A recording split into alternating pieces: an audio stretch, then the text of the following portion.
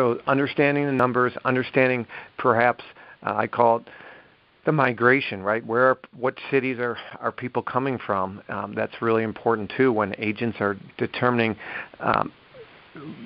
who their buyer is. We use the term all the time, who the avatar is for your potential property you're marketing. Whether it be a $300,000, $500,000, a luxury home, is it a buyer with a family? Are they single? Are they car enthusiasts? Whatever is unique about that property, trying to figure out who that avatar is, and then cater your marketing efforts towards them. Again, there's no guarantees, right? Not all of it works all the time, but you really need to identify who your potential buyer is, and understanding, those marketplaces and those various data points, are really important. Well, I think you're right on, and especially with the affluent clientele, they're going to have done the research themselves. Talking about consumer-driven.